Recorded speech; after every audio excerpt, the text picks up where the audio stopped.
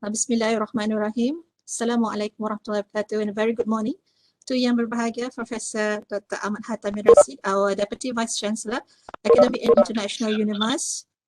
Our invited speakers for today's academic webinar, Yang Berbahagia Professor Dato Dr. Norazah Muhammad Nordin, Deputy Vice Chancellor of Industry, Alumni and Community Partnership UKM, Universiti Kebangsaan Malaysia. Yang Berbahagia Professor Dr. Haji Rusli bin Haji Ahmad, Professor from the Faculty of Cognitive Sciences and Human Development, Senior Directors, Deans, Directors, Deputy Deans, Professors, Associate Professors, Doctors, ladies and gentlemen. In conjunction with Bulan Akademia or Academia Month, Center for Applied Learning and Multimedia CALM and Center for Academic Development and Management, PPPA, welcome you to today's webinar entitled Empowering Digital Learning in Higher Education. Before we start with the speaker's presentation, I would like to welcome our Deputy Vice Chancellor, Academic and International, Professor Ahmad Hata, for his welcoming speech. However, I would like to convey his salam to the speakers and audience in the webinar today, for he will not be able to join us live due to other commitments. However, he has prepared a pre-recorded video of his welcoming speech. So over to you, Dr. Terry. Bismillahirrahmanirrahim. Assalamualaikum warahmatullahi wabarakatuh. Salam sejahtera. Salam Gimasku sayang. Our invited speaker, Yang Berbahagia Professor Dato Dr. Norazah Muhammad Nordin, Deputy Vice Chancellor, Industry Alumni Community Partnership, Universiti Kebangsaan Malaysia. Yang berusaha, Professor Dr. Rusli Ahmad from Faculty Cognitive Sciences and Human Development. Yang berusaha, Dr. Kartini Abdul Ghani, the Director for Center of Applied Multimedia, Learning and Multimedia, and as our moderator for today's events. Dean Directors, academic staff, ladies and gentlemen, the academic webinar entitled today, Empowering Digital Learning in Higher Education, is in conjunction with Bulan Akademia, which is celebrated every year during the month of October. In line with the objective to create higher education quality ecosystem in country, the government have recognized the 5th of October as the National Academic Day in conjunction with UNESCO World Teachers Day and the month of October to recognize as a month of academia, or we call it Bulan Akademia. Empowering academia, adaptations to digitalizations is the theme for this year National Academia. They celebrate with a give and emphasize on the effort to empower the nation's higher education digitalization agenda under the new norms environments, which is also aligned with the topic for today's webinar. The aim of webinar is to discuss the challenges faced by academicians in delivering impactful teaching and learning experience via digital platforms, those providing and sharing way to empower academics to digitalize transformations, their teaching and learning. Digital learning involvement, informations, communications, technology to support the learner interaction with digital material designed to help the learners reach specific learning outcome. In addition, the digital learning refers to learning that is facilitated by technology, and digital learning also related to the user of technology to strengthen a student learning experience and encompass a wide spectrum of tool and practice. Digital learning is popular in higher education due to a current pandemics by COVID-19 recently. The digital learnings in the becoming an appropriate space for autonomous and authentic learning control. Digital learning is relying on the contact creations in area individuals. Hence, the digital learning has also affected the social world with the individual required to self-organize and on a knowledge network. Empower the digital learning is a required in motivations from each of individual wish to construct content and idea in the form of online. Empowering digital learning is a process that involves a student and educator. The whole process is referred to a taking time to be stable and solid. Therefore, continued effort must be made to ensure that the goal of digital learning are achieved. Moreover, the process of digitalization in learning required a high commitment from the instructor as well as the educator itself. Yeah. Those UNIMAS in commitment in providing all the support to ensure that the capacity and competency of a teaching staff will be enhanced, especially in handling technology to ensure that national higher education digitalization goal is achieved. Before I end my speech, I would like to take these opportunities to extend my sincere appreciations to Professor Dato Dr. Norazah Muhammad Nordin and Professor Dr. Rusli Ahmad for accepting our invitations and for being with us today. Sincere thanks to those involved in organizing this event, especially the Academic Training Unit, Center for Applied Learning and Multimedia, and Center for Academic Development and Management. Last but not least, let me relay my deepest appreciations to all lecturers, the teaching staff, and academicians, especially in UNIMAS, for their contributions and services in developing the country higher education sector. Thank you for your services. Thank you. Wabillahi taufiq wal hidayah. Assalamualaikum warahmatullahi wabarakatuh. Thank you very much, Professor Ahmad Hata, for the welcoming speech. Right, I will introduce the first speaker.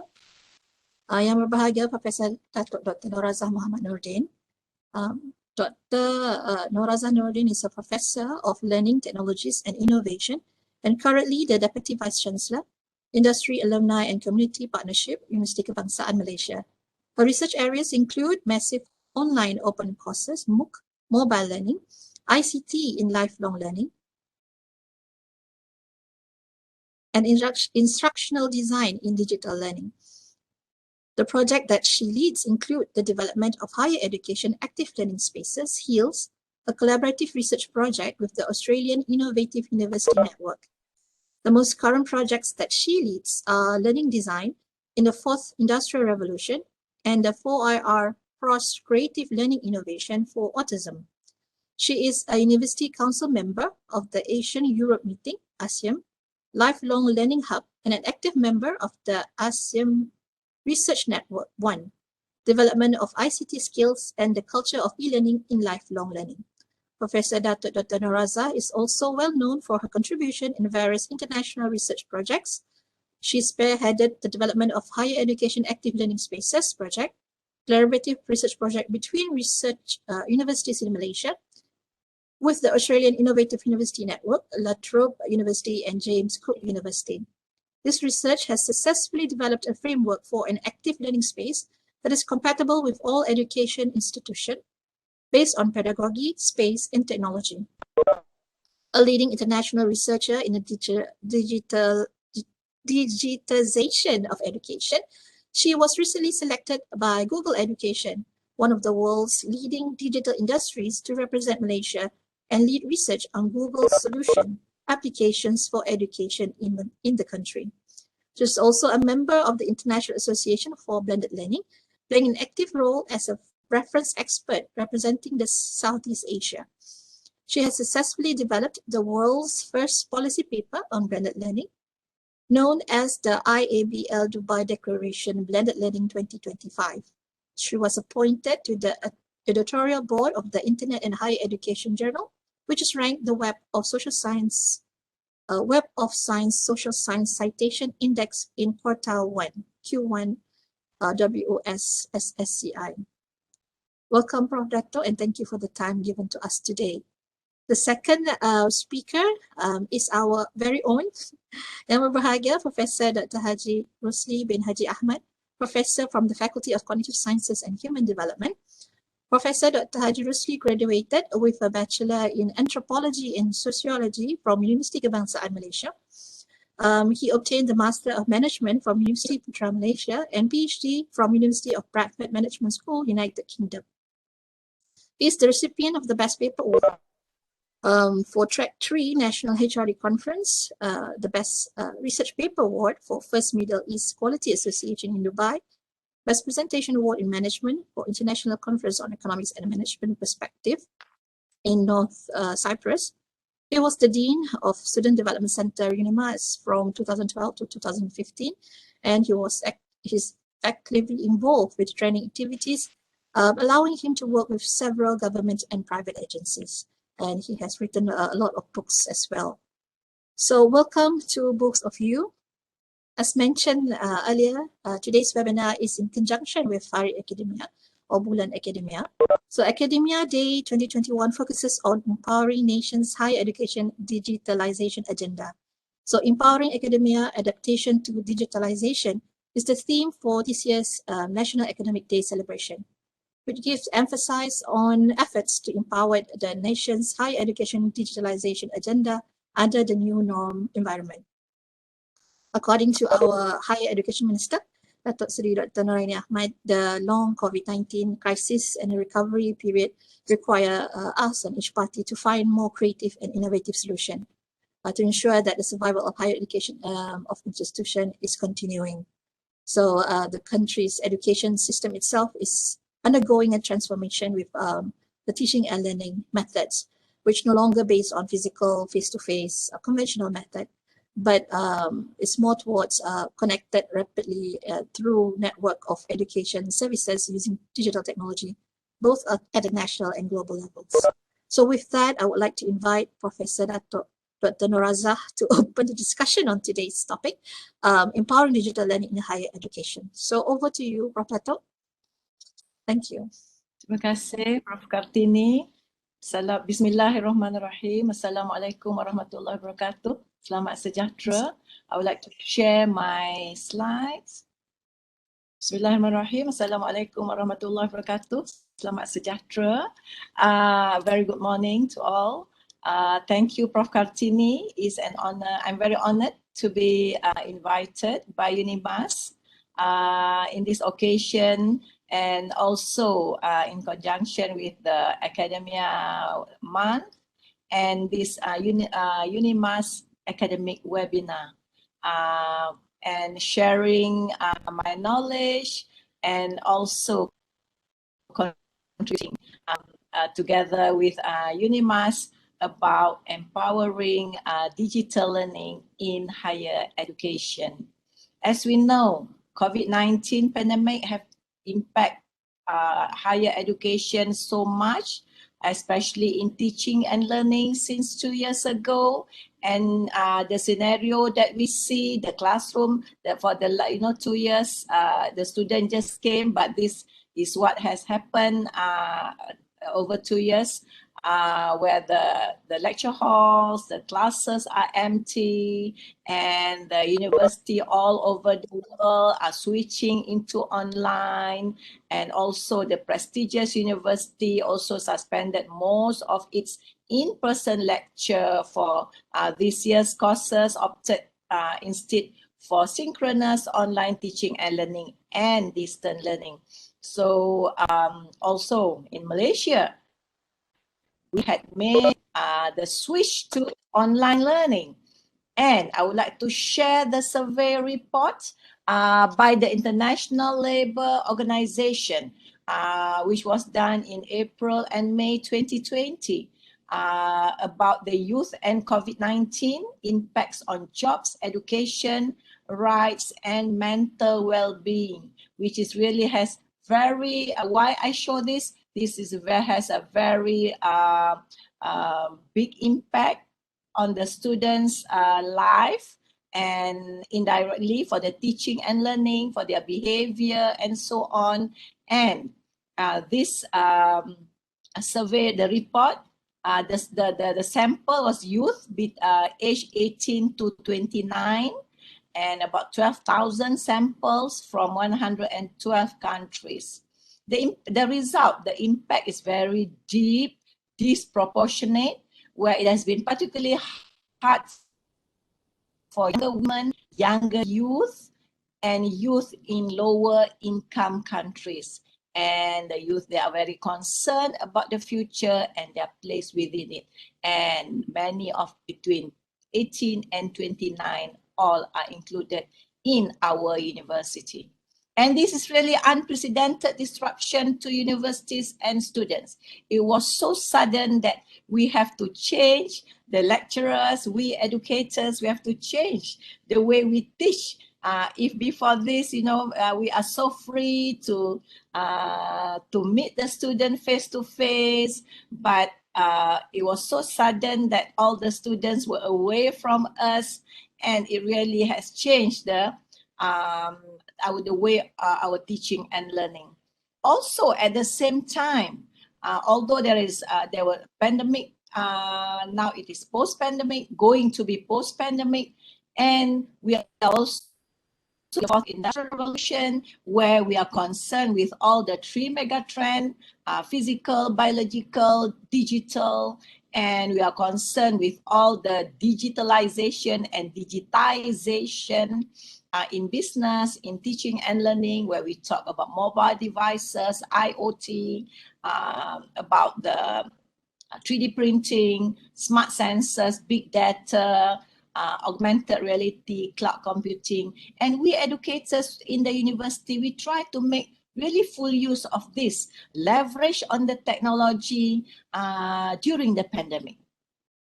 And at the same time, I also like to quote from the World Economic Forum, the 10 skills needed by our graduates by the year 2025, type of skills about problem solving, self-management, working with people, technology use and development.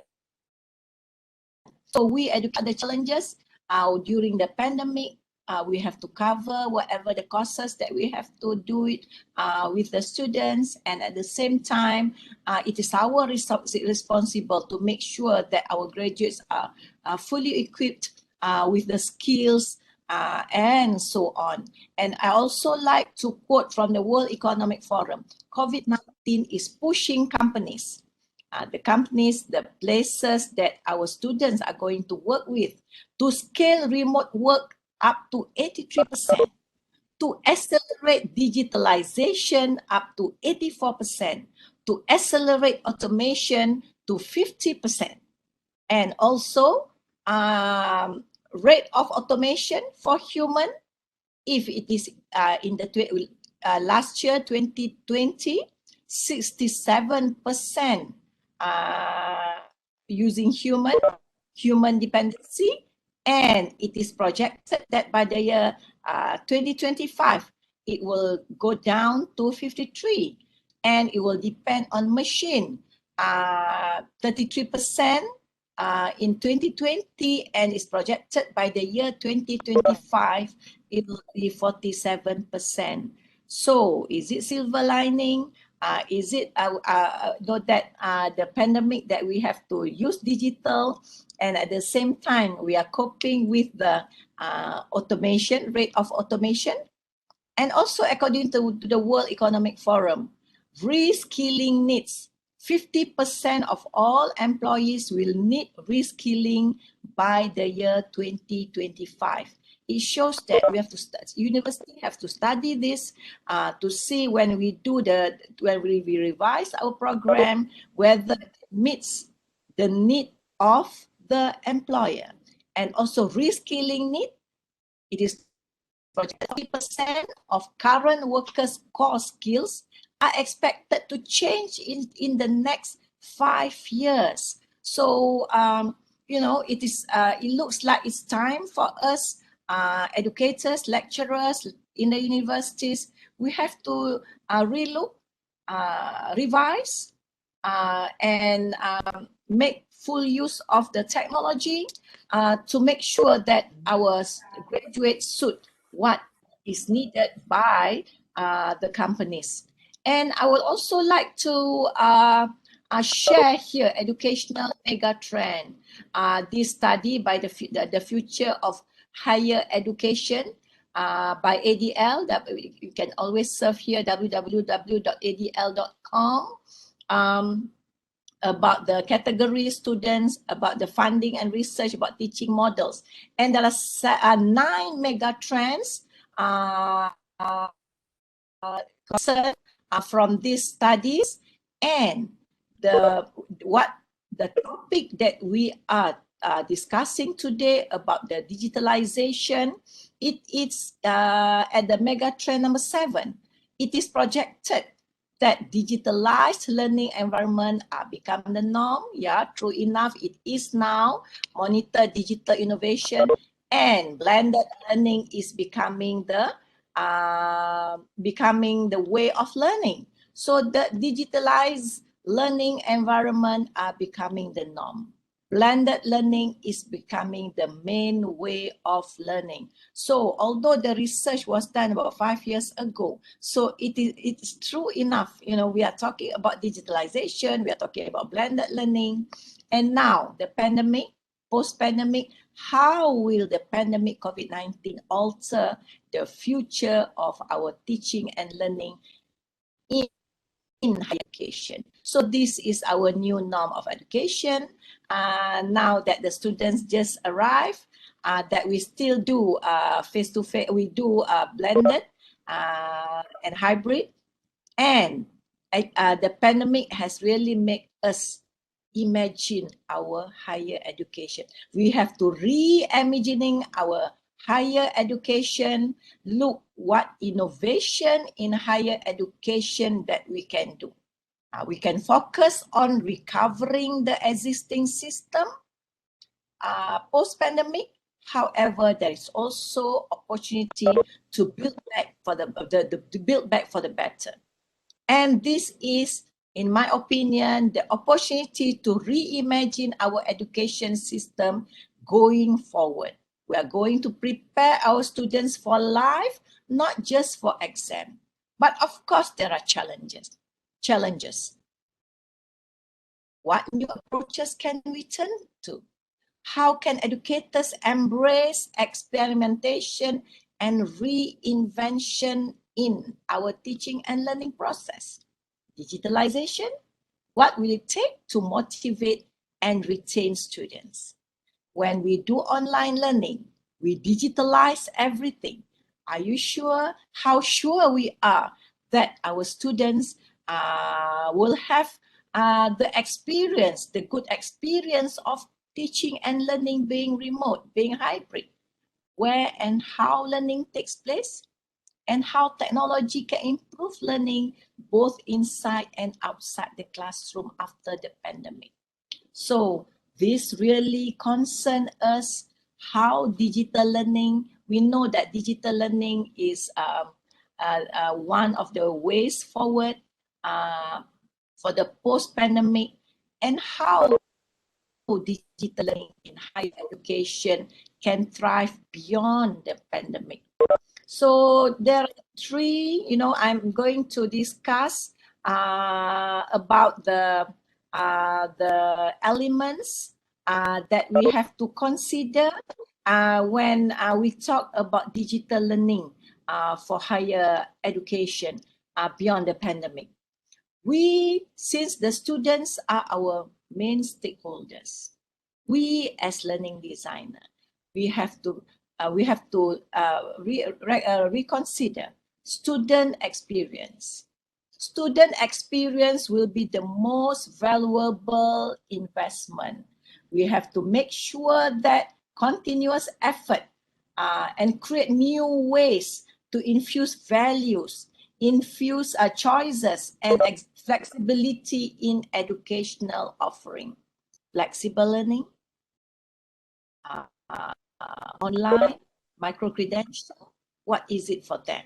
Because life is not normal again post-pandemic, that we have to restructure, reconsider the post-pandemic, and experimentation as a gateway for competitive advantage.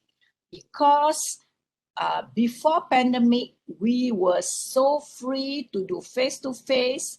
Blended learning was not really, the percentage of blended learning online and face-to-face is not really strictly compulsory.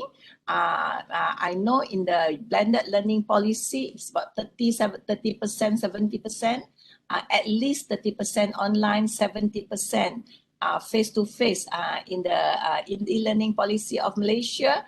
However, during the pandemic, it has to be 100%. And a lot of trial and error that we have to do with our students. It was big challenge for us, and we have to do a lot of experiment indirectly to see what is the best for our student.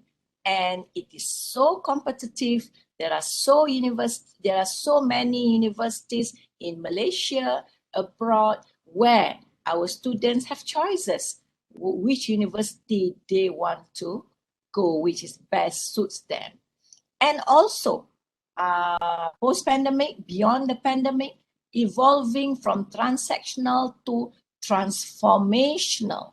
We have to transform teaching and learning.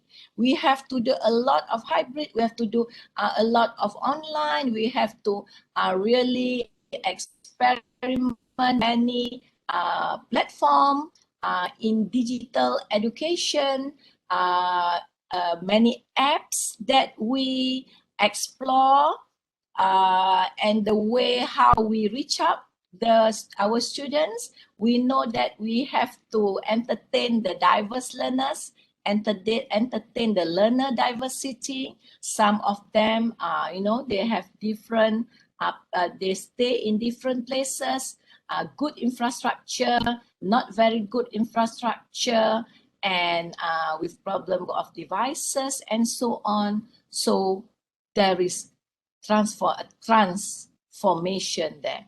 So the problem is, are we educators in the universities? Do we have future-ready mindset? Future-ready institution? Are we ready with all the technology? Are we ready with all the teaching and learning skill to our students? Are we ready? Are we industrial revolution ready? Skills for non-existing future jobs for our graduate? What I mean here is maybe 5 or 10 years ago, we didn't think of drone pilot. We didn't think of YouTube manager, talking about Bitcoin and so on. That's the job, the career, the emerging career that we are facing now. So those are the challenges, the problem that we are facing. Can we plan for normal at this stage? And of course, types of when we always feel I'm a learning designer. I always look at educators, whichever level they are, whether they are in school, they are in tertiary level, professors. When they teach, they are learning designer. So we have to design our teaching and learning accordingly. There are so many elements that we have to consider: our students, the diverse learners, infrastructure, the facilities, the technologies, and so on. So the type of modern student really reflect on how university can build build the future. We have school leavers transitioning to adult and working life. So maybe this type of students maybe are like, you know, the from UPU, they are from diploma, or they are from matriculation, from Form 6, or they are adult learners. They already working, but they are doing part-time. So whatever we redesign must meet their requirement. We have to celebrate lifelong learners. We also have the type of students who want to enter regulated professions, doctors, dentists, pharmacists. We have to cater engineers. So we have to cater for those with professional bodies. Like engineer, they are bound to they have, you know, regulation with the engineering board, and we also have counselors, we have pharmacists, medical students, and so on. So our courses, our university must design for the regulated profession, but according to the post-pandemic situation. And also, students with passion for creative arts, music, or drama. So here, the number of students entering have passion in this area also increasing. And also postgraduates developing specialized expertise. They are lifelong learners. They want to further their studies. And also working professionals who are upskilling. They want to do their masters, they want to do their PhD, they want to upgrade, or they want to have other skills. First degree, maybe they took engineering. For masters, they want to take MBA, Masters of Business Administration, or after MBA, they want to take Doctor of Business. So university in the future with the digital learning, we have to also consider this. And second chance students who are reskilling. Maybe after their first degree, they only get general degree, they don't really, you know, did well. They will have to have a second chance doing their masters in other area, wants to improve. Or maybe they will drop out. They are drop out. They want to have a second chance. They want to pay for their degree. They don't want to follow the aliran perdana, but they want to follow the executive program and so on. So this really really need lecturers together with the universities to redesign for lifelong learners. How flexible our situation, our courses are. Online learning reaches many more students, as we know, that, you know, technology really a prime thing now, and flexible education is very important in the digital world. Why? Just as I have mentioned about our stakeholders, there are many types of modern students who are and will be joining our universities. So we have to really make it really like, you know, make it hot, make it the best choice, and technological future, and also communication of technologies, where we have to really make full use of technology to make our digital learning a success. So many apps, devices for the lecturers, how we help our students, and MOOC is massive open online courses is one of the solution, where, you know, many prominent universities abroad, MIT, Harvard, Stanford, Oxford, Cambridge, all are offering the MOOC with a very prominent MOOC provider, that it is not impossible. Prior to this, I was in charge of the MOOC, one of the pioneer for MOOC development we did with open learning. I'm sure I have friends in UNIMAS with me. We were in charge of each university, and it is MOOC is one of the promising features of the way forward in digital education. And artificial intelligence, machine learning become more complex, and it really provides endless possibilities of learning. Technologies in digitalization also transform education with smart campus, which I'm sure that all universities are upgrading our infrastructure to be smart campus, and we use biometric and so on, gamification. And when we do the hybrid teaching and learning, personalized learning network is very important, where we really have to celebrate the diverse learners. As we know, our young generation, our millennial, there are characteristics, but they have, they love everything to be mobile, personalized learning environment.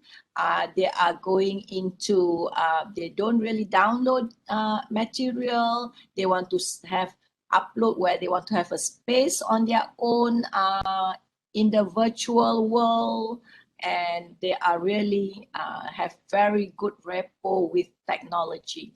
So this is how when we want to facilitate digital education or digitalize our campus, the characteristic of students must also be considered.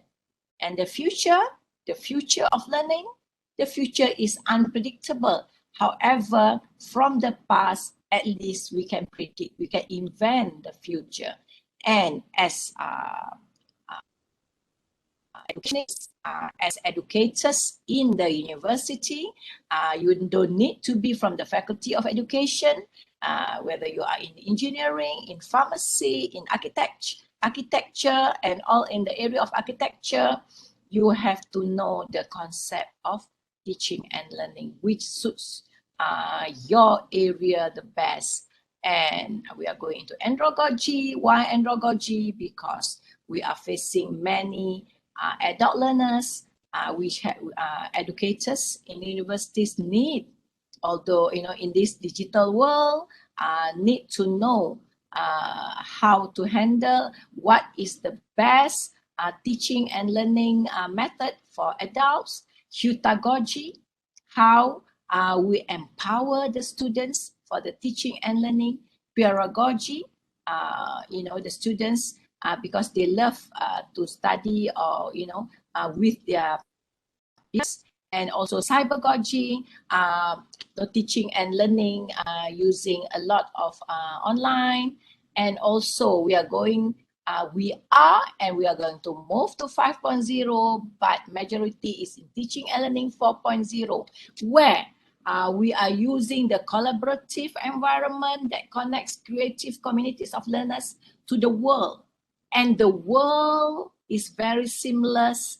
And for the teaching and learning 4.0, the world acts or serves as a learning lab.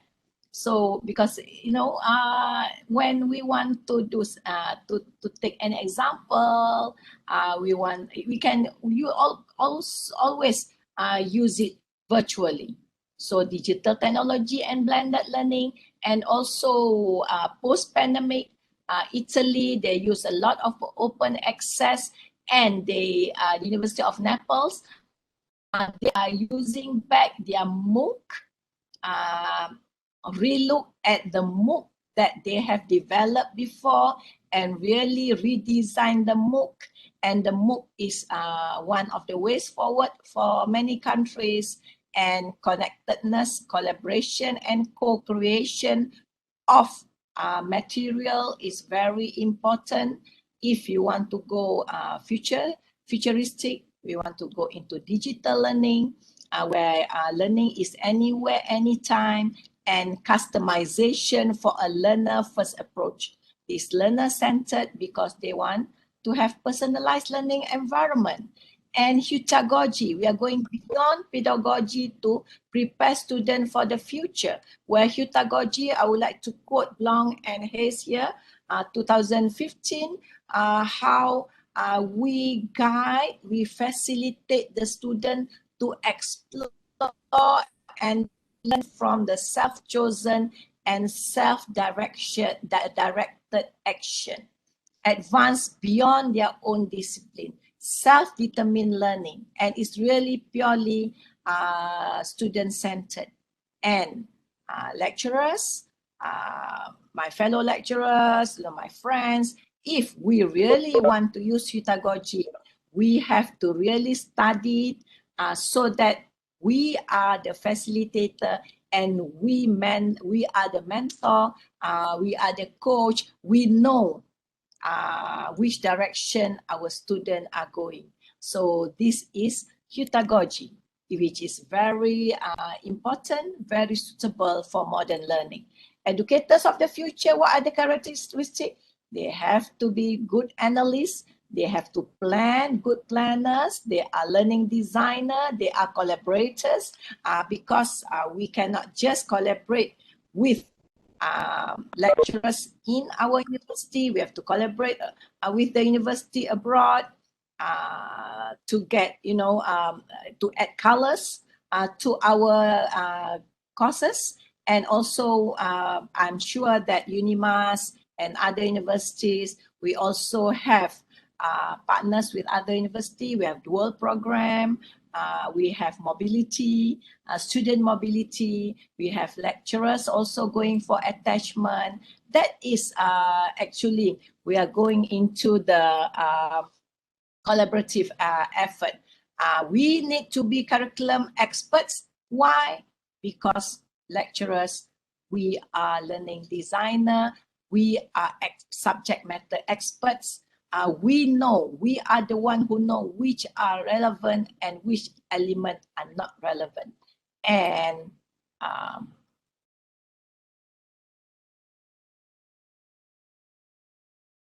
we are also problem solvers. We do research, we do action research with our courses, keep on improving. So we have to rethinking learning and higher education post-COVID, from teaching culture to learning culture. We are going into look very deeply into the learners and the shift of learning space from public space to personal space. Why I say public space? Because prior to the pandemic, we were talking about them. The students are always with us in the classroom, in the lecture hall, and so on. But we're shifting into their own personal environment because we're going hybrid, and shift responsibility in teaching and learning process. Active participation of household members too, because when they are at home, the parents also play a big role, or whoever in the house also play a big role in the success of the teaching and learning. Also, shift of delivery methods from one size fits all to individualized and differentiated learning. Shift in learning evaluation from final exams to formative assessment, continuous evaluation. And everything goes beyond classroom, people-driven learning. But remember, educators of the university, although we are doing digital education, do not forget social and emotional well-being.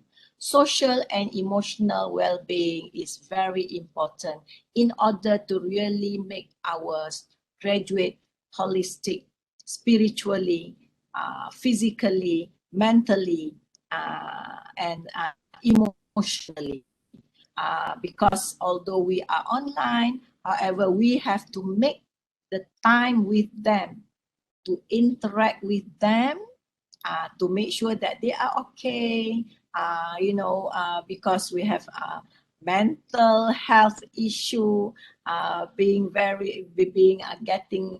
to be a major problem now, and also this is the responsibility of lecturers to make sure that the element of social and emotional well-being of our students being taken into consideration.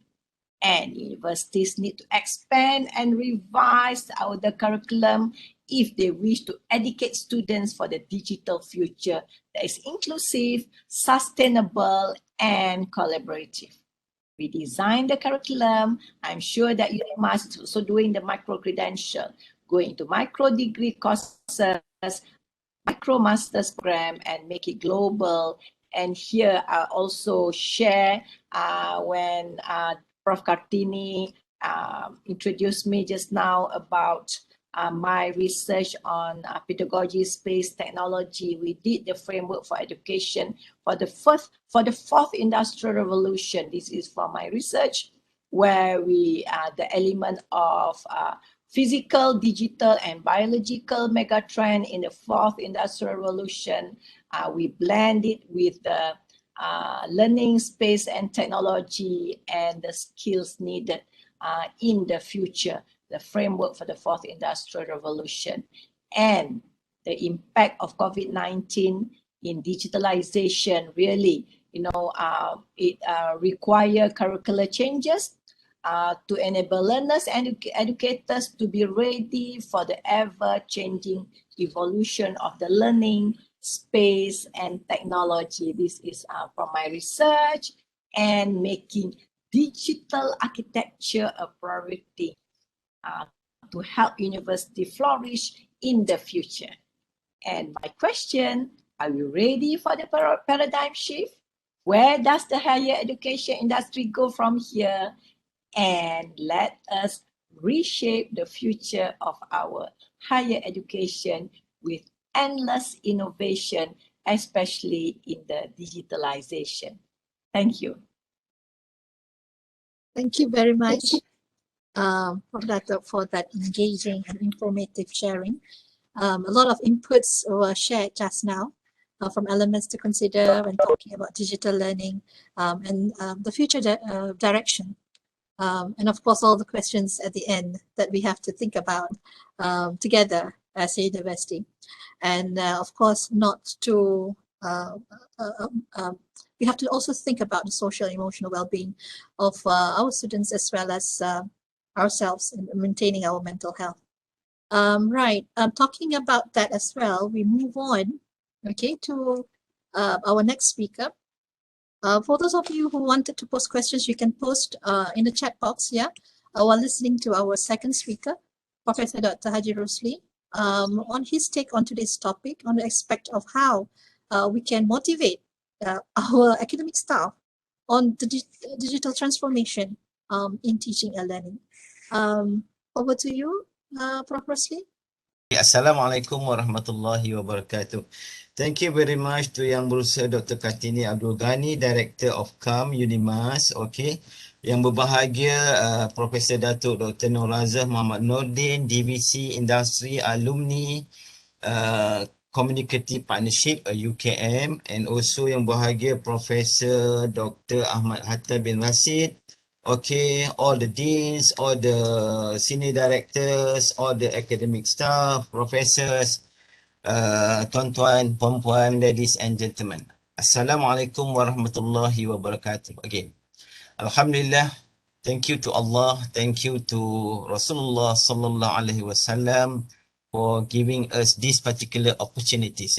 We are really fortunate with us today. We have Professor Dr. Norazah Muhammad Noor, whoever expert in this particular area of digital learning, higher learning, etc. That is good enough. So we have a very strong figure on this particular area. Congratulations, Dato. I learned a lot from your sharing. Okay, right?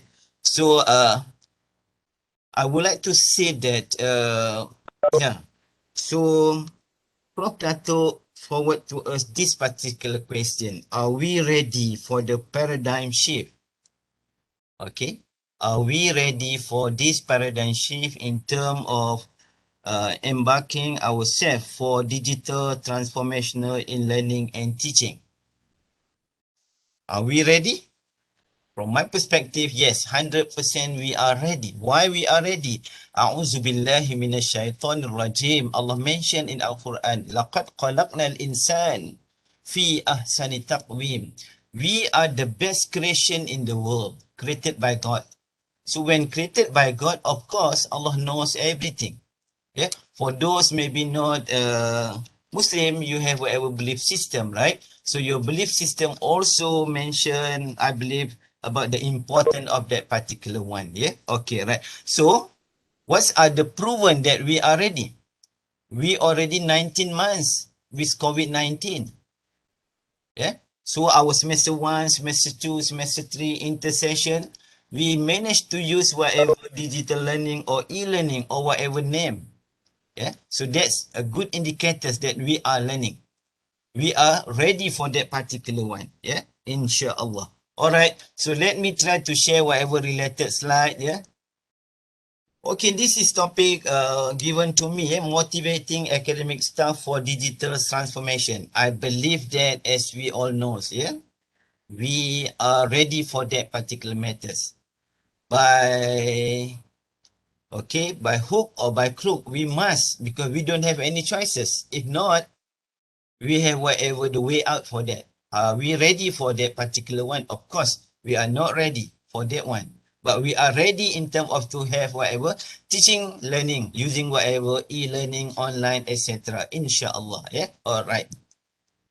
Okay, this is a bit about myself, just to let you know that to relate with whatever our topic today. During my first posting at Sarawak in 1988, we never use any online during that particular time.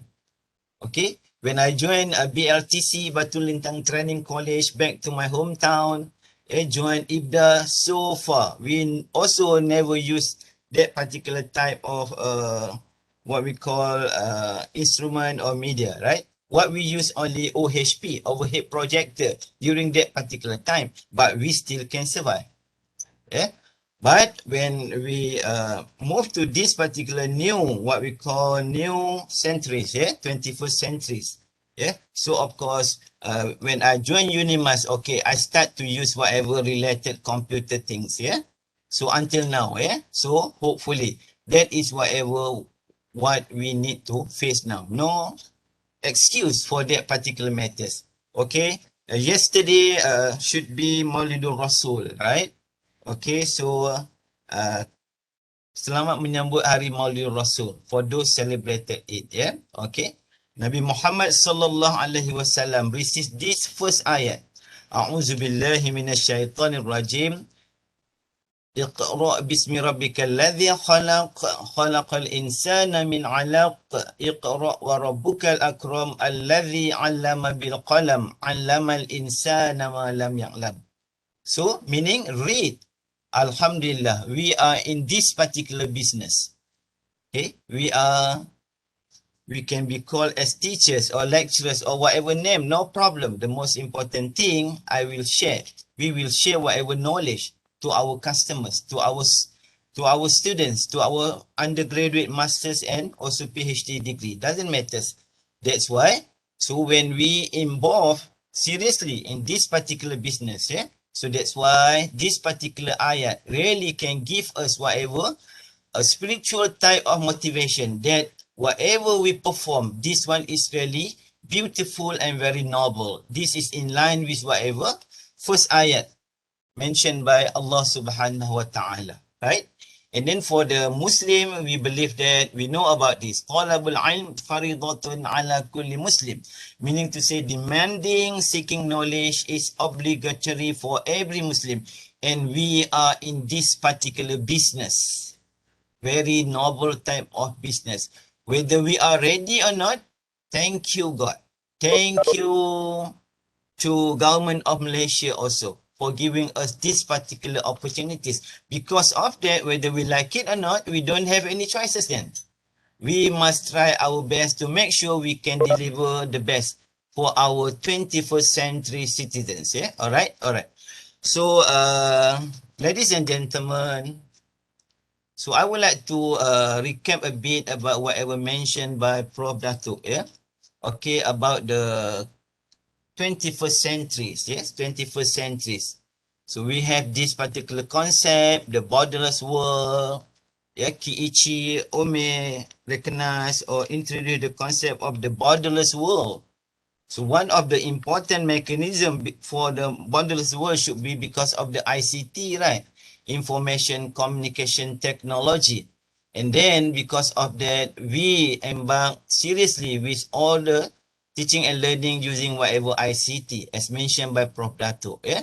And then now we face with all the related pandemics. Yeah? So based on whatever world history, before we also involved with whatever pandemic. But now 2019, we seriously involved with COVID-19. Yeah, okay, at least I think 1 point something million deaths. Yeah, for this particular today's statistic. So for education, what is it? Is it we need to stop our teaching and learning experience or our teaching and learning what we call activities? Of course, no. Why? Because we need to continue our life.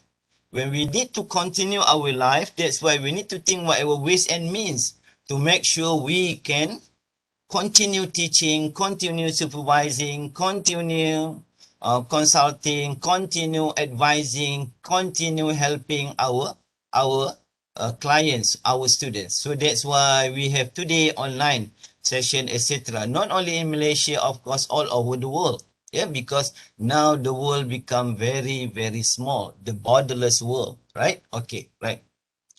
So that is first scenario. Now we look at this particular scenario, yeah, second scenario. Okay, right?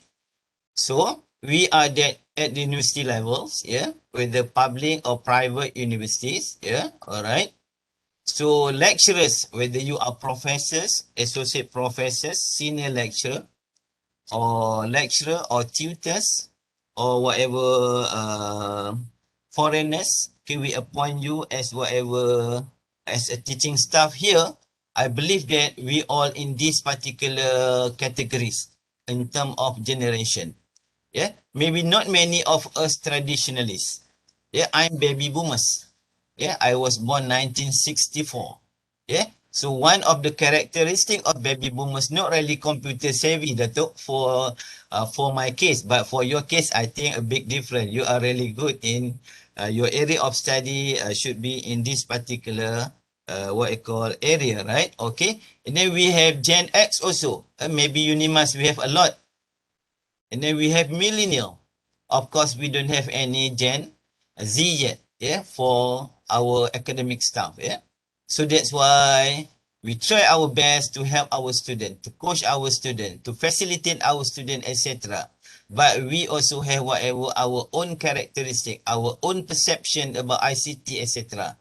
Yeah. And then how about our students then? Our students, you know, of course, they are Generation Z. Yeah, so their age should be below 23 years old now. So I believe that almost a majority of students within UNIMAS context or UKM context, so they are in this particular range of what we call student generation. So their aspiration is really different with us. So how lecturers, how students, we really can close whatever the gaps. That is whatever important challenge. Yeah. So whatever mentioned by Prof. Dato really, yeah, help us in terms of how to bridge all the gaps. Yeah. If you all still remember this particular picture, right? Yeah. So one students from UPSI, Universiti Perguruan Sultan Idris, right? Okay. What she did, yeah, shocking all Malaysian, I believe. Yeah. So very brave enough, climbing trees, climbing mountains maybe, for the sake of to get whatever better access, yeah, for the internet coverage, yeah, for whatever teaching and learning, that is whatever mode, yeah. So this particular brave type of students, of course, yeah, okay, need to be helped, need to be supported in this particular COVID-19 pandemic, yeah, okay. And then when we look at our students, is it our students only for this Gen Z? Of course, no. We have master student, PhD student. Yeah. So I have experience supervising Prof. Dato, a 67 years old PhD student. Yeah. So I can say he should be traditionalist. Yeah. But I need to fine tune a bit in terms of how to communicate with him. He's not in Kuching, he's in Bintulu. So what's the best? So we use ICT in terms of to help him for whatever his further study, right? Okay, right. So, ladies and gentlemen, let me try to share a bit, just a bit. Dato already mentioned about this, about the millennial characteristic, yeah? So connected 24/7, okay? About the Gen Z student, okay? They are internet expert, they are much, much better than us, yeah? So they really can work from home, no problem at all. Yeah, so they have whatever what we call they really comfort with technology, never live without computers. Sometimes, yeah, for students, undergraduate students, maybe they will refer more their tablet rather than they refer to whatever textbook. Yeah, so that is another issue. But we believe that they must love reading. So how to make sure they really love reading? Are they really happy to use ebooks? I think purchasing power of our student also not really good enough, yeah, for our context now. Maybe some of them would like to prefer whatever hard book, but that is whatever new situation where we need to have whatever ebooks. Yeah, so ebook will help us a lot. Okay, right. So for Generation Z also, they prefer visual form. Okay, their low attention time, etc. Yeah, but they demand fast response. Are we ready as academician to meet their expectation? Yeah, are we ready to meet their expectation? Yeah, they like to make and create. Are we ready to give more freedom for them in terms of for whatever teaching and learning activities? Yeah, as mentioned by Prof. Dato, teaching and learning should be very flexible. So flexible enough. But are we ready for that particular one? Inshallah. Okay, this is whatever learning first. This is whatever term and definition related to e-learning and digital learning. I don't think so I want to repeat because Dato already mentioned a lot, yeah? So one of the important characteristics should be learning facilitated by technology. Yeah, the issue now is whether we can make sure that our students can have whatever ICT infrastructure. Yeah? So that's maybe whatever full responsibility of the government, yeah. But I believe that government now really thinking on that particular matter seriously. That's good enough, yeah.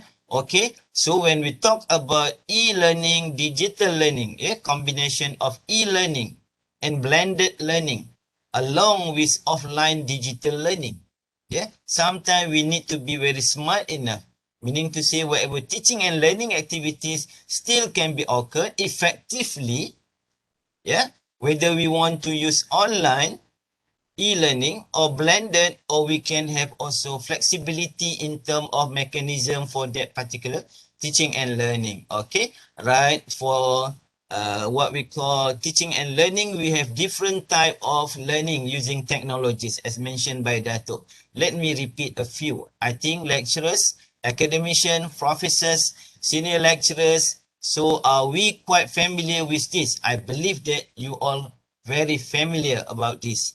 Yeah, so come UNIMAS, congratulations for initiating or related workshop for this particular type of teaching and learning, teaching and learning types. So problem-based learning, yeah, so inquiry-based learning, and maybe digital game-based learning system. Are we really ready on this particular one? If we are ready on this particular one, that's good enough. Meaning to say, as mentioned by Prof. Dato, we are SMEs. We are subject matters expert. Yes, the content-wise, we are really good because our first degree maybe, our master's degree maybe, our PhD, or maybe we have double PhD. we are really good in that particular content, but content alone doesn't mean we can deliver it effectively. So that's why we must make sure we can really meet whatever expectation of the potential student now.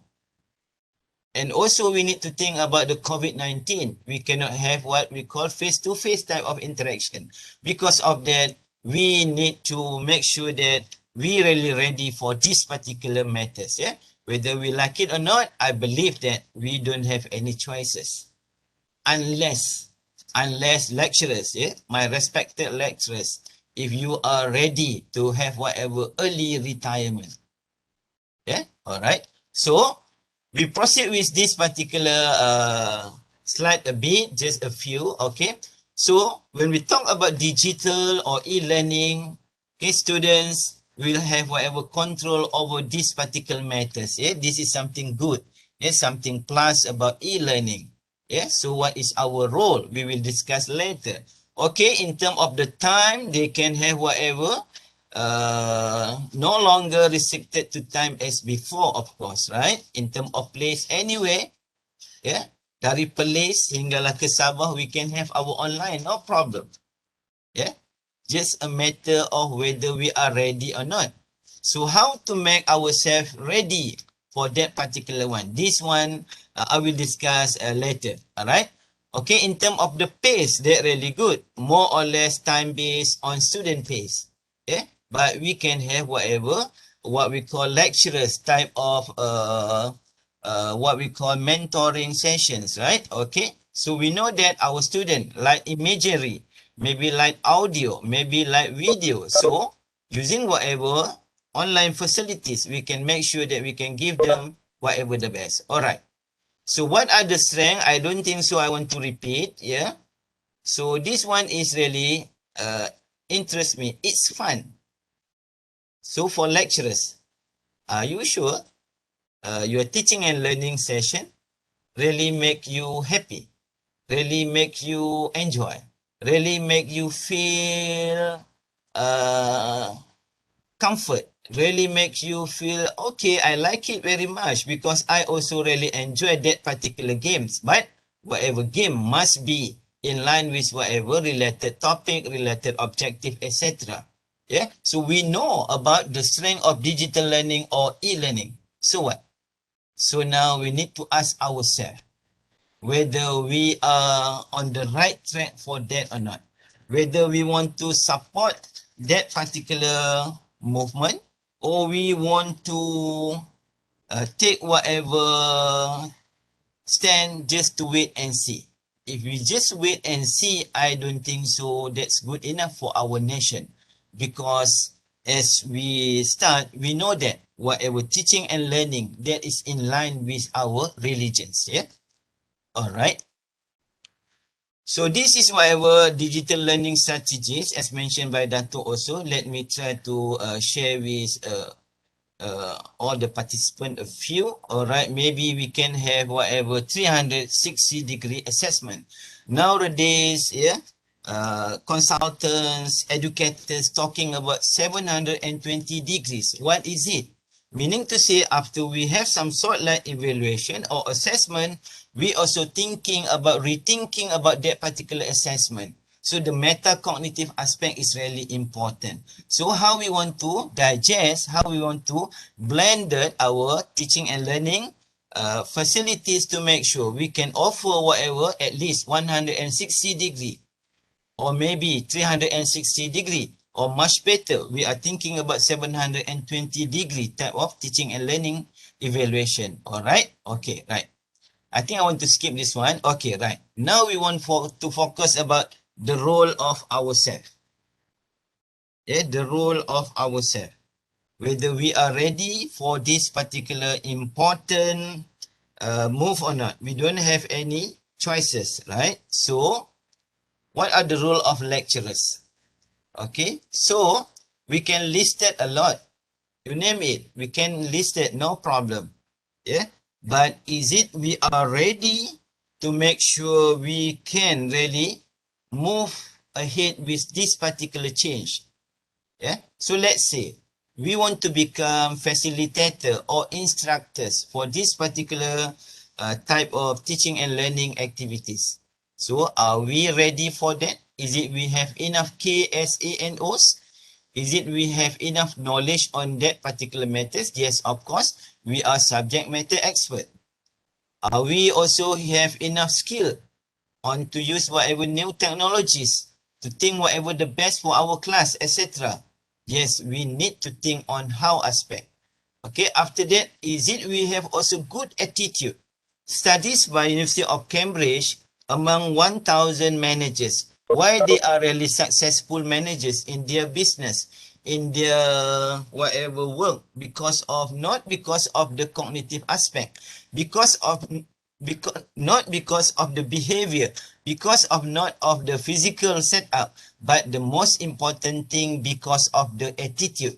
Again, yeah, professors, lecturers, yeah, whoever with us today, think about this particular one. The most important thing when we talk about motivation, whether we have a good or positive attitude or not. If we look at this particular new what we call development as a very close to us, so we must ready for that particular one. We must have a very positive attitude, inshallah. Yeah, okay, we can offer, because of that we can offer ourselves as a learning coach. Yeah, so we learn together with them. Yeah, we become big brothers of them. Yeah, we offer whatever individual and group mirror. We motivate them. We give whatever feedback.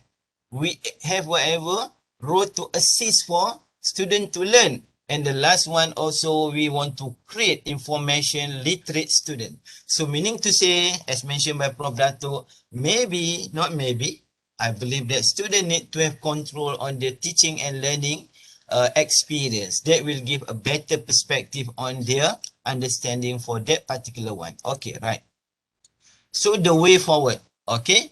So for the way forward, of course, we want to make sure that we must to have a good motivation among ourselves. As we mentioned, we have two types of motivation factors. One should be extrinsic, maybe another one look like will be very intrinsic one. The most important one from my perspective, yeah, of course, the intrinsic one.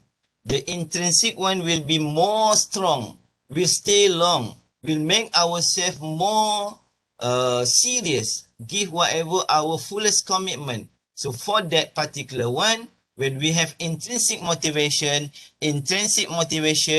will show us whatever direction to make sure that we can really equip ourselves, yeah, for enough KSA and O's. So meaning to say, I repeat and repeat, yeah. So because I believe that repetition is really good, because sastrawan negara Malaysia, yang berhormat, yang bahagia Datuk, ada menyebutkan ilmu itu tidak what we call tidak tawar, diulangan. So meaning to say we always repeat and repeat. So my respected academician, so from my perspective as whatever social engineers, talking from HRD, talking from HR perspective, so how we want to make sure we can meet in terms of the digital learning in higher education. So we need to transform ourselves. How we want to transform ourselves? Is it by looking Transformers? Why not? Yeah, we can have look for whatever Transformers movie. Maybe we can associate ourselves. Yeah, how whatever robot, how whatever car can be transformed to whatever robot, etc. But relate to ourselves. Yeah, so because of that, when come to intrinsic motivation, of course, lecturers, I would like to congratulate you, because after 19 months of COVID-19, you all can deliver the best for your subject. Yeah, you can deliver all the content, you can have whatever assessment online, you work from home. Yeah, you have whatever issues of security and health, but you still remain teaching and learning using whatever new platform. That is good enough. So keep an open mind. So if you have whatever this type of attitude, I believe that, yeah, whether we talk about 4.0 revolution industries phenomena or 5.0, we don't have any problems. We can accommodate. Yeah, we can really accommodate because of why? Because we already have whatever good knowledge on that particular aspect, right? Okay, congratulations to UNIMAS and CAM for organizing diploma in teaching and learning, to make sure that our staff really good enough in this particular aspect. So they need also to have whatever maybe what we call new related training on this particular e-learning or digital learning, etc. So 7 factors that promote intrinsic motivation. Okay, I like challenge. Life without challenge is nothing. But again, Allah, don't give me too much challenge until I cannot manage it. But believe me, we can manage it. Okay. And then with whatever curiosity, with this type of attitude, I believe that we really can handle. Maybe like myself, baby boomers, not really computer savvy. I need to learn. Of course, for youngsters, for new academician, you still young, maybe in the range of 30 to 40. So you still have a lot of time. So you must, what we call, design your career path. So to design your career path, of course, you must make sure that you are really good using whatever ICT. When come to whatever publications, So now we maybe start thinking how to publish because we cannot go to field for whatever actual data collection. Nowadays, ICT offers us bibliometric type of analysis.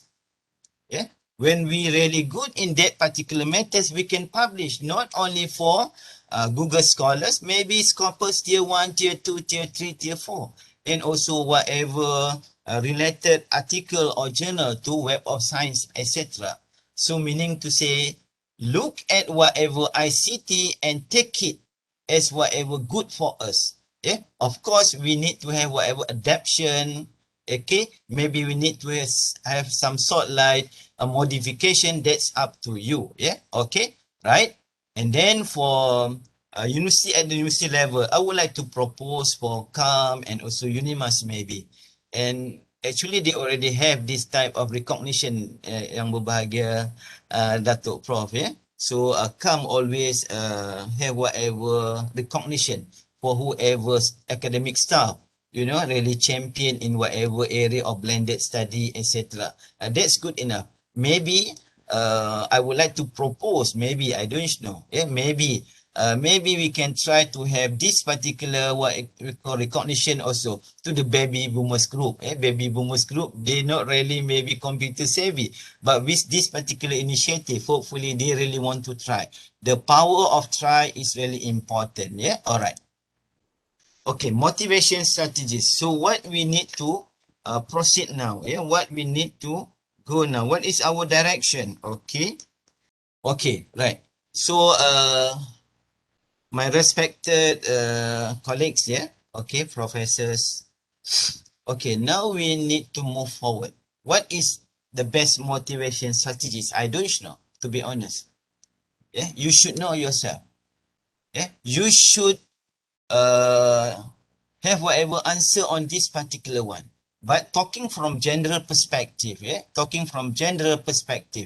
so motivation strategies must start from this goal, this clear direction. This goal, this clear direction for the Muslim, as I mentioned to you all.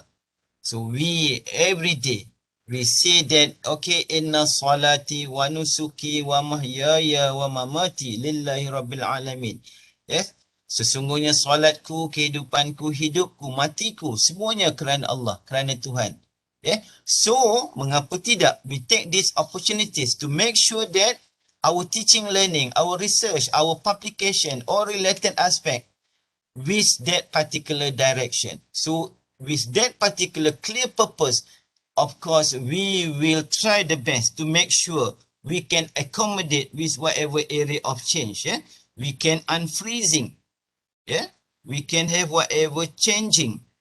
Yeah, we can also have whatever refreezing to make sure the change permanent. Meaning to say, whatever ICT needed in our class, in our session, in our supervision, etc., can be what we call fulfilled. All right. So motivation strategies for myself and for others also, inshallah. So we need to equip ourselves with whatever knowledge on ICT, etc. Okay, so we don't have any choices. So we need to ask for whatever training on that particular matters. Nowadays, a lot actually, whether we want to join or not, that is ourselves.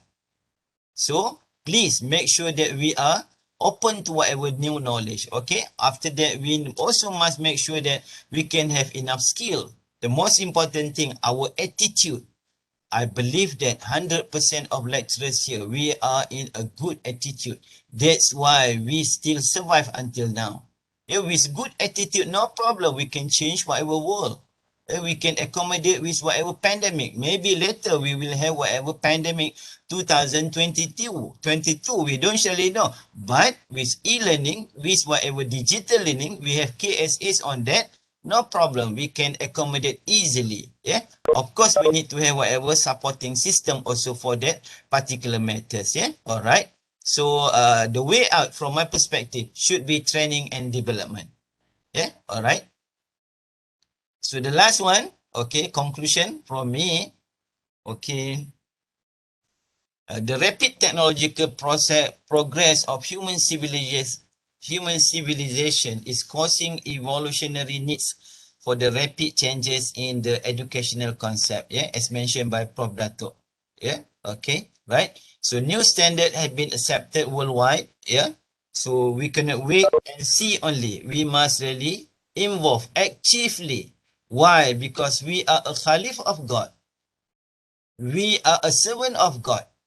Believe me, with whatever good knowledge, good IQ, good attitude, also really good aptitude and others competencies, no problem. Whatever new concept of teaching and learning, we can really handle it effectively at our capacity. Yeah, modernization of educational technology as an integral part of the teaching process is inevitable at this technological moment.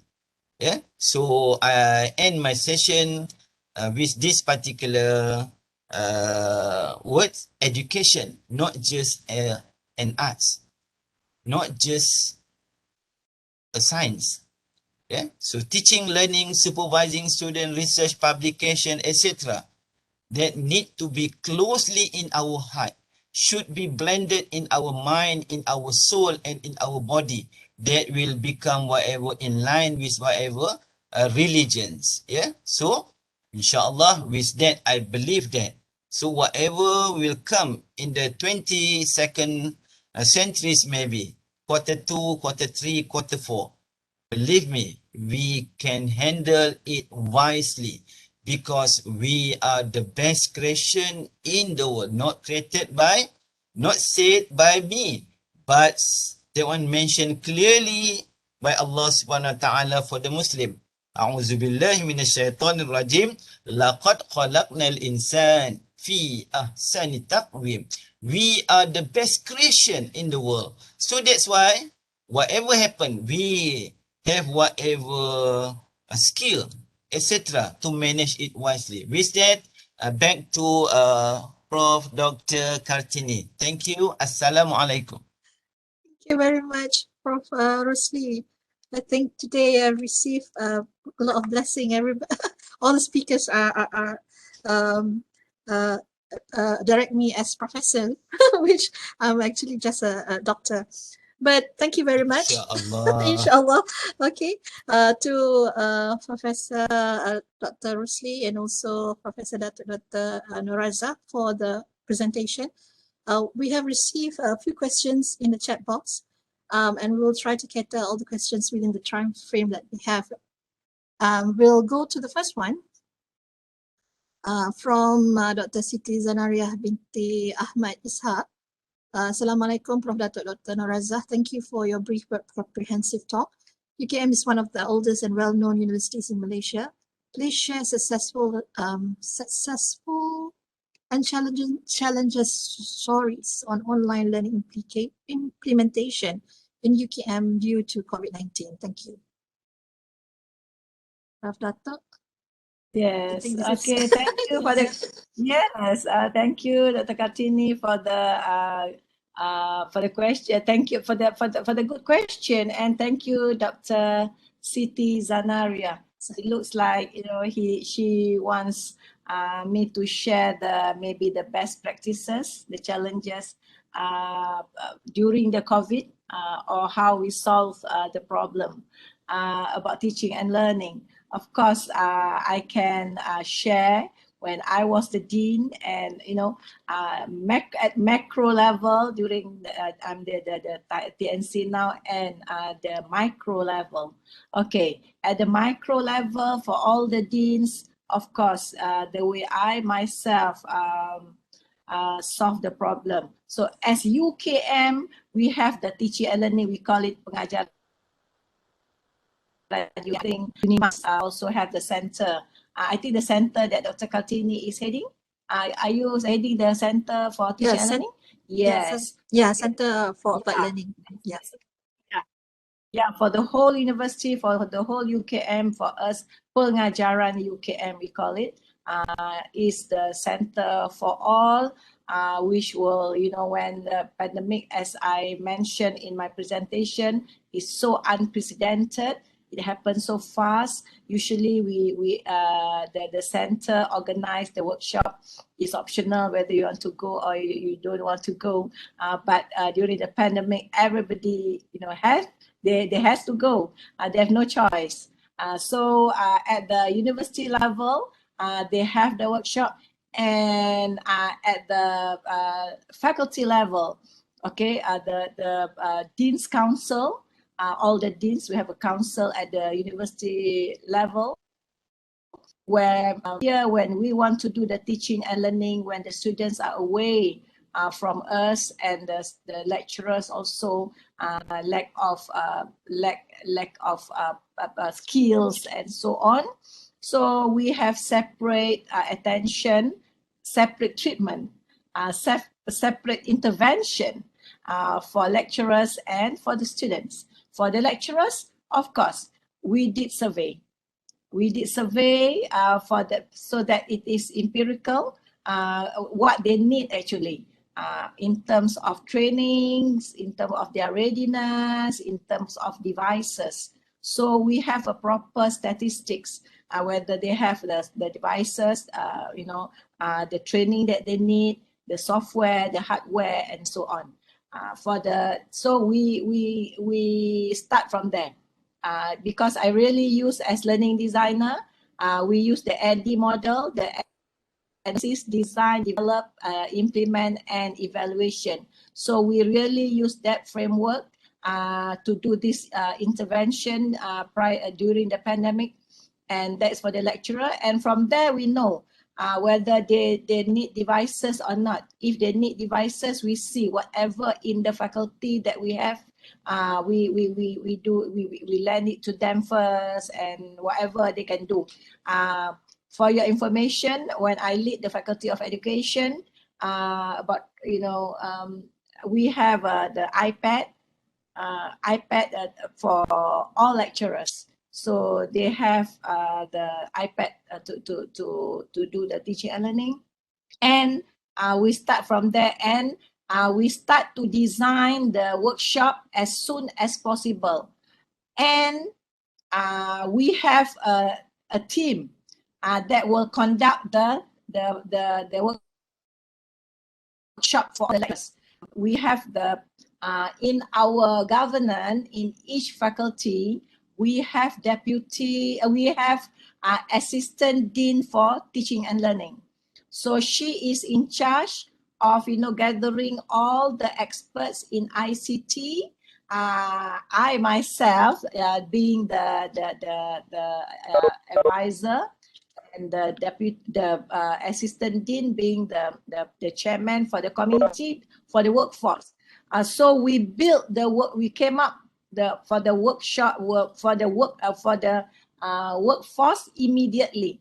We call it FPEN, stand for faculty FPEN 4.0 educator. Okay, we set up a task force.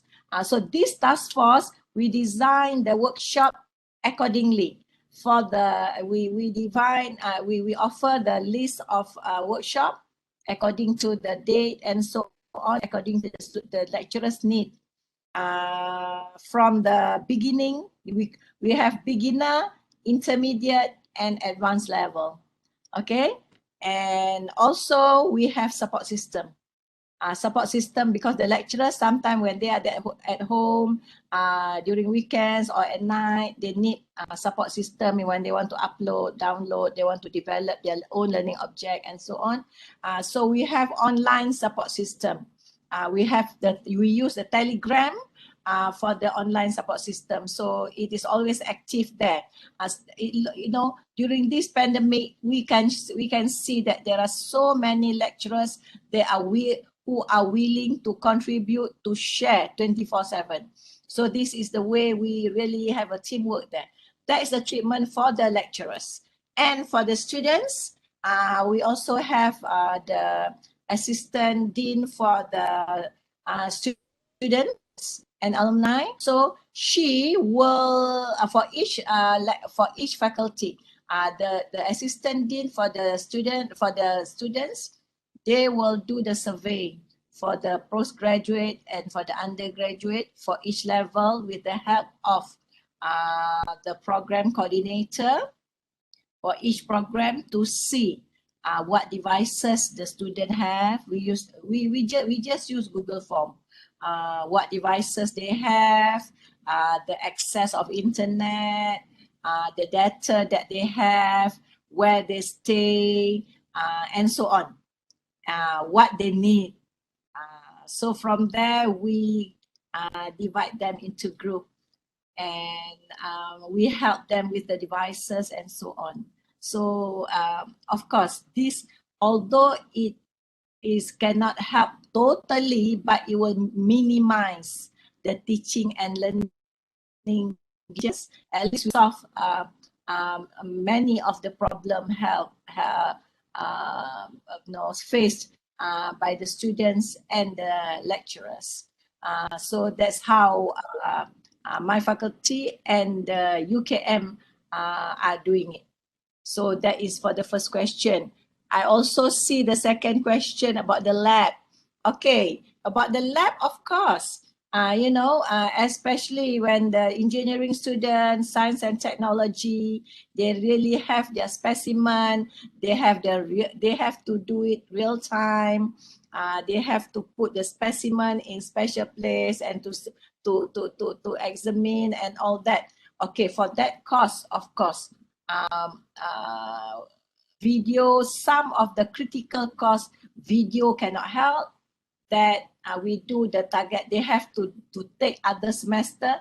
That's why I say as a lecturer, we need to be a curriculum expert too. We redesign, we postpone that course, so we replace by other course so that the student will take that course another semester, but won't disturb the prerequisite and won't disturb the year of their graduation, the semester of their graduation. We try to adjust the time of the semester.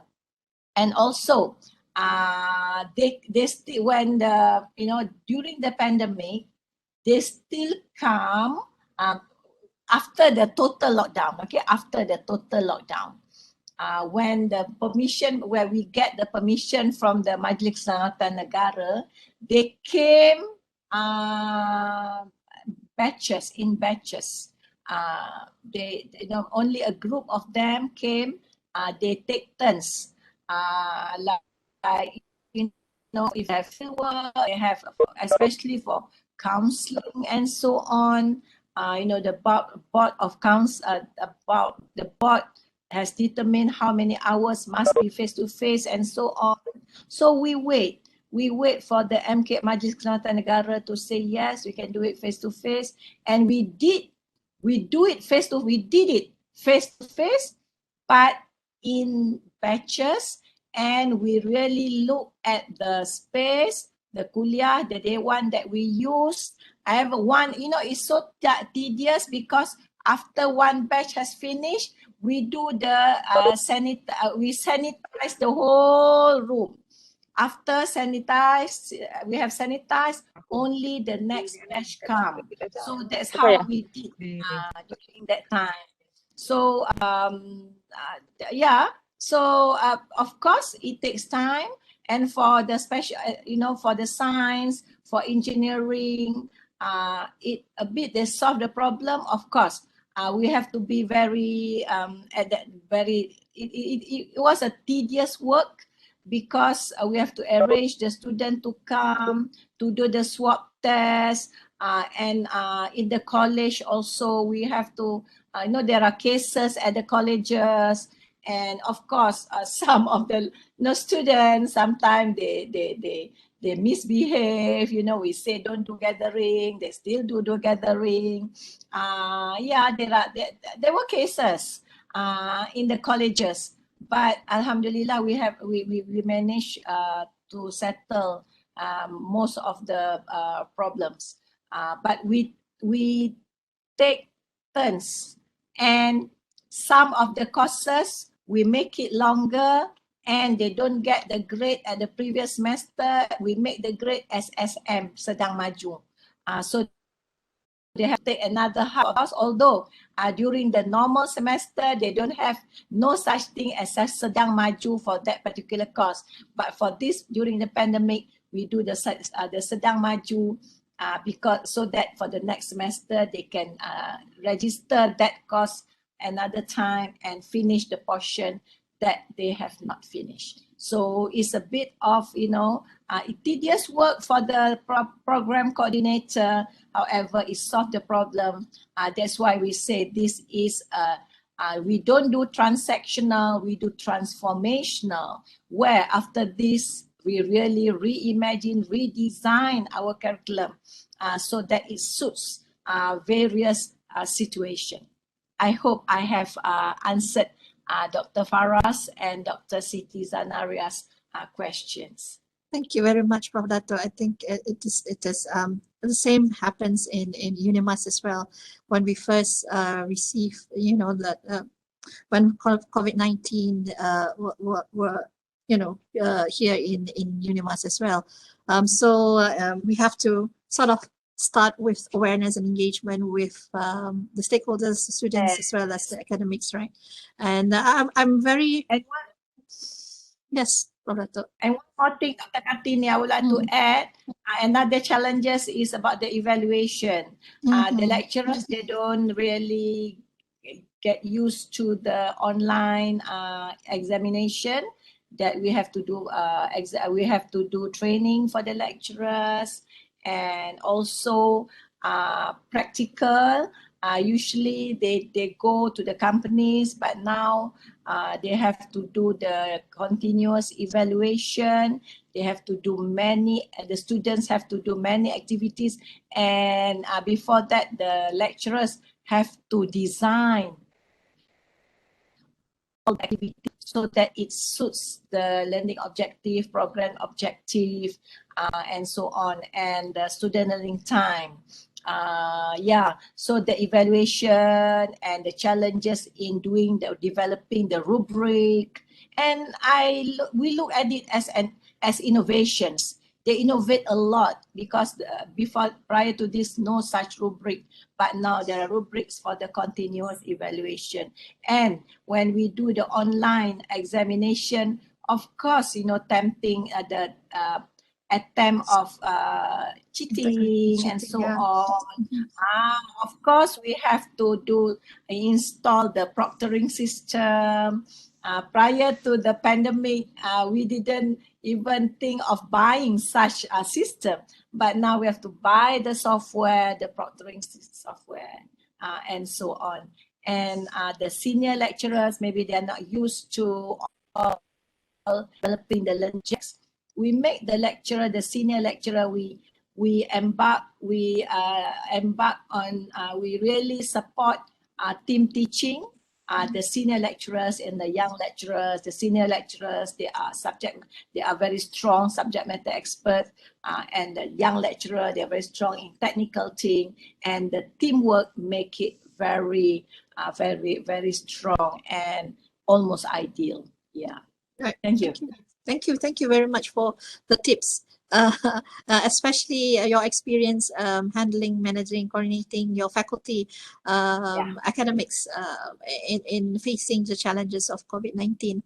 And I think I'm very interested, and this very interest to me, where the faculty itself is responsible for providing the training to their own academic staff under the faculty, where sometimes there is a need for the faculty themselves to identify what is their need rather than depending on the university on skills that generally all the lecturers need to have.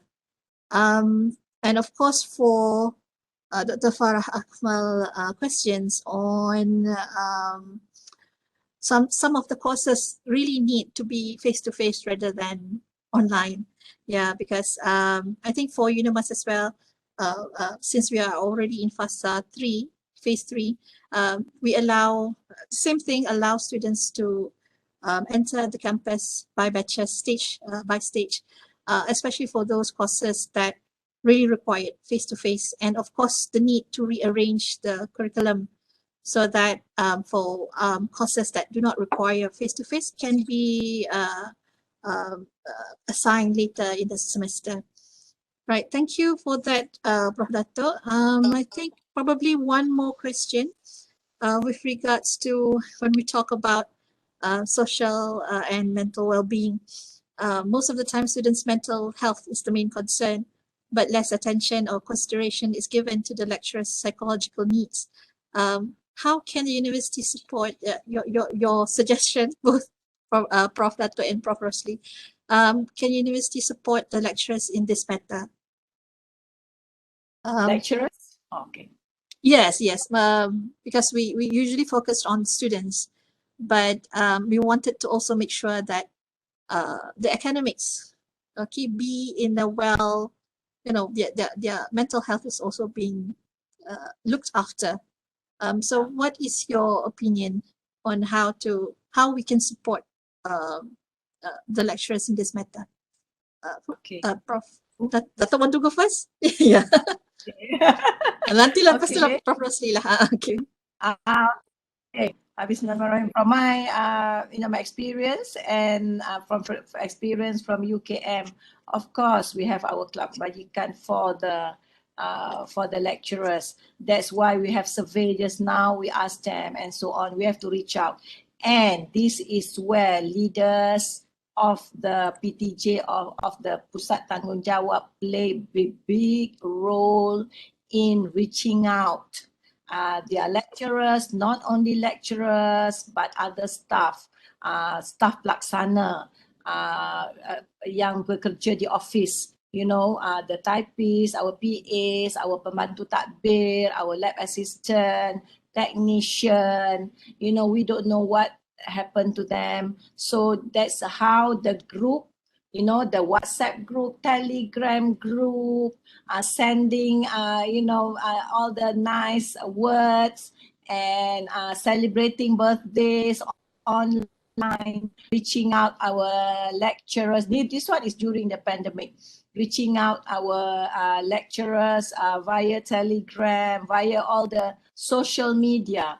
And we send fruit baskets online during the birthday, celebrating birthday, to show that we care about them. And also for each department or pusat, we have a pusat kajian. Like myself, when I was the dean, so we have under me, there will be pusat pengerusi pusat kajian, the chairman of the research center. So we make sure that each research center, the chairman reach out to the people under them, you know, and we share. So regular meeting, more frequent meeting, and Club Kebajikan, I think, also play a big role.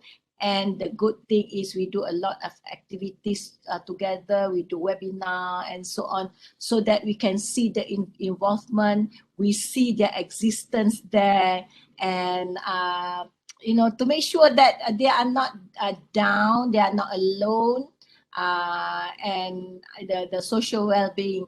We make sure that that we care. And at the end, we also have, if it doesn't happen to my faculty, but happen to other faculties, where we have online counseling. We do have online counseling, the fruit basket and so on. Of course, although they don't need it, however, if they, you know, the fruit basket reach their home, there will be, you know, they know that people care about them. So that's how we reach out, and a lot of you know, simple webinar, simple meeting, really make their day. We see them talking. We make sure that they are there. You know, for those we see, it's not, you know, we seldom see in the meeting the sign of non-existence. In the faculty or university community, we have further action, not to take disciplinary action, however, to reach out to them to see what's happening, and so on. And at the same time, meeting ethics, also we expose to them that although we are online, you have to be properly dressed up. We have that poster to make sure that they follow, you know, and so on. So yeah, that's how we do virtually, and we make sure that they know that we care about them. Yeah, thank you. Yeah, Maybe Dr. Yeah, I will be happy if I receive the fruit basket. And I know Yeah, that true. somebody, somebody Yeah. is thinking of me. Yeah. Yeah, right. Yeah, Prof. Yes. Rusli, you have Okay, yeah. maybe just to add a bit, yeah, I really liked your word, Prof. Dato, yeah. Okay, so we care type of spirit, yeah, that's really important. Yeah, so with that particular concern, I believe that whoever involved with that particular maybe a stressful condition, etc., they really know whatever the support system can be offered to them, right? So that's really important. Yeah. So in terms of the readiness, so we can think a lot of what we call way out for this particular one. So that's why I try to echo whatever Prof. Dato mentions. Yeah, leaders, you should play whatever really a role model here. Yeah, if during Maulidur Rasul we know that Rasulullah sallallahu alaihi wasallam the best person in the world, right? So maybe if we are leaders, yeah, so we also need to show whatever our empathy to whoever really involved. Yeah. So I think one of the way out, as mentioned by Dato, also I believe in training. Yeah, I believe in training. So if we can identify whoever our staff, yeah, after whatever quick survey, using whatever methods, you know, so we can offer whatever help to them, yeah, based on whatever as mentioned by Dr. Kartini, yeah, in terms of their specific area. So we cannot also just do generalize. Sometimes generalization is good, but maybe they have different type of necessary thing. Yeah, okay. So when we talk about training, so meaning to say that we'll identify whatever gap and then try to bridge, we try to offer. We care spirit. That's really, because there is really, we are human, we are not robot, right? So when someone really want to take care about us, we feel comfort. That is humanistic aspect when come to management. Yeah, leaders maybe need to think outside the box. Yeah, as mentioned by Prof. Dato, yeah, maybe certain subject we don't have any sedang maju, right? But again, we can really amend it a bit, no problem, because we know our situation.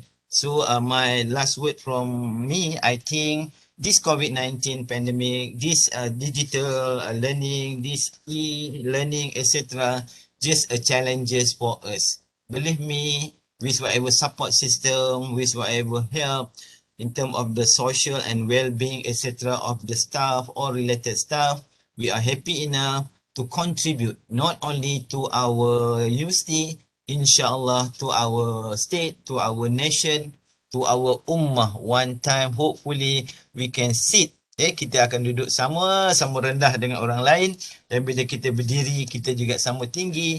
Mereka juga mengalami COVID-19. That's why saya rasa agak cemburu lah dengan apa yang berlaku, Prof. Datuk dan semua di English League, di badminton dan sebagainya, so they can enjoy whatever football, etc., right? Look like not a big problem at all, but they follow whatever what we call all the SOP, etc.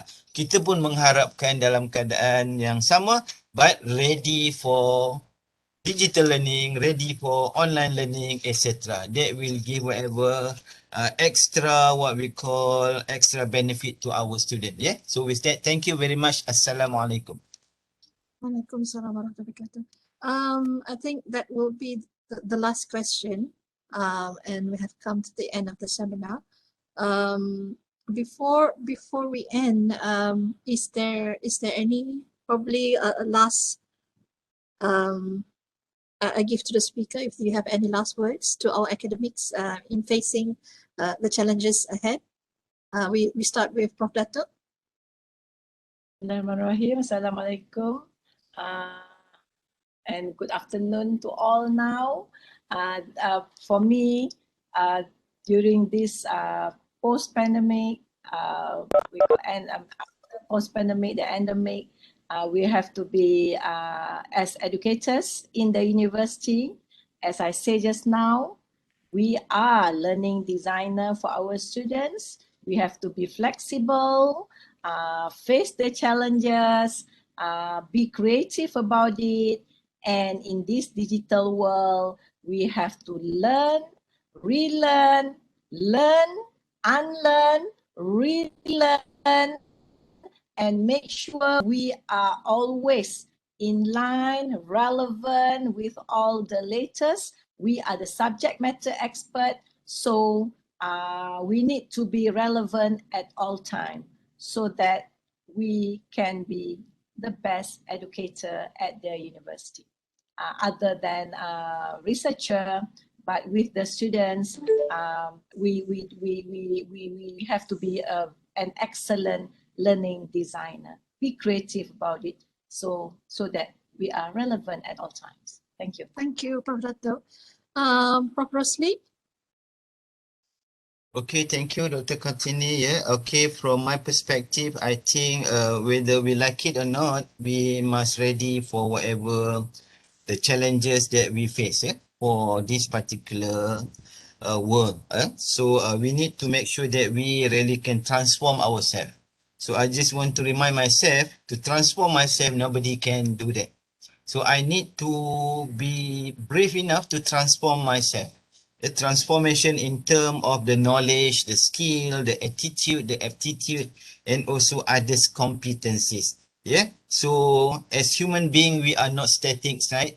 So God give us mind, the power of our mind. Yeah? So that's why we can manage whatever happen in our society, in our core business also. Teaching and learning just a matter of to adapt, and then we need to what we call to adopt it, and then so far insyaAllah no problem. So kita perlu menyediakan diri dengan segala apa yang akan tiba. We don't really know, but it is good for us to make sure that we are ready for that particular change. Dunia akan berubah, dan perubahan itu adalah sesuatu yang akan berlaku dan we need to participate. Participate as mentioned by Prof Dato tadi. Actively we contribute because we know that we will meet whatever the world yang lebih sustainable, yang infinity sifatnya. So what we want to bring, of course, we want to bring whatever good effort, a good deed from teaching and learning. So that's why, no problem, digital, online, we face it smartly, wisely. With that, Assalamualaikum and thank you very much. Terima kasih, Dato. Thank you, thank you. We need to change. We ourselves need to change. No other people can change for us.